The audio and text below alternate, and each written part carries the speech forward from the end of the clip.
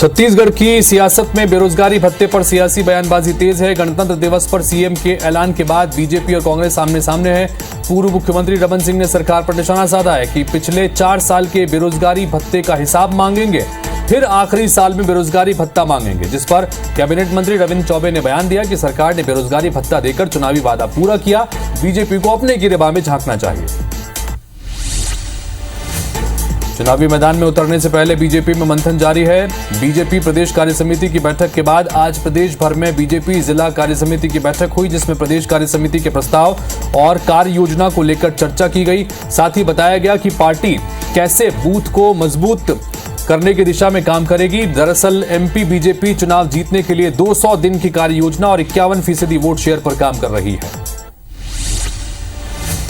साल के अंत में विधानसभा चुनाव होने हैं और ऐसे में मध्य प्रदेश में बीजेपी कांग्रेस एक बार फिर से वोट बैंक को मजबूत करने की यात्रा का सहारा ले रही है। एक तरफ कांग्रेस ने 26 जनवरी से हाथ जोड़ो अभियान के लिए पदयात्रा की शुरुआत की है।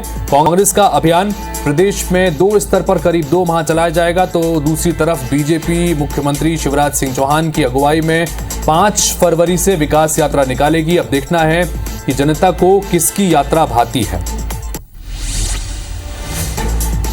जबलपुर में कांग्रेस के हाथ से हाथ जोड़ो अभियान को लेकर बवाल मच गया है। 2 दिन पहले नियुक्त हुए कांग्रेस के जिला ग्रामीण अध्यक्ष नीलेश जैन ने कार्यकर्ताओं को संबोधित करते हुए कहा कि भारत जोड़ो अभियान हाथ से हाथ जोड़ो अभियान हो गया है। अगर इसके बावजूद भी हमारी सुनवाई नहीं होती है तो पूरे जबलपुर में आप हाथ पांव तोड़ो यात्रा होगी।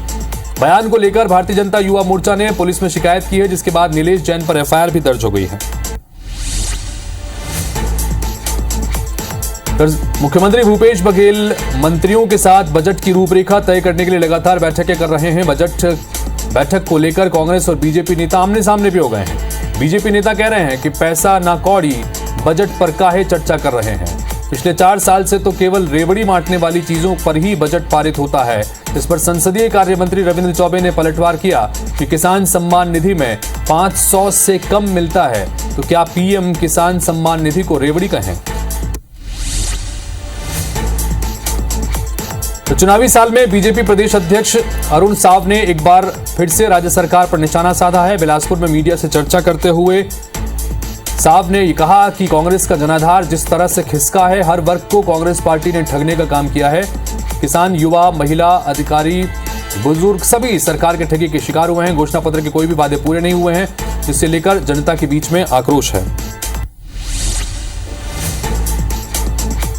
इधर छत्तीसगढ़ में बीजेपी एससी मोर्चा की प्रदेश कार्यकारिणी और कार्य समिति की घोषणा हो गई है। बीजेपी के प्रदेश कार्यकारिणी में 6 उपाध्यक्ष, 2 महामंत्री और 7 प्रदेश मंत्री बनाए गए हैं, तो कार्यकारिणी और कार्य समिति में 68 सदस्य शामिल किए गए हैं।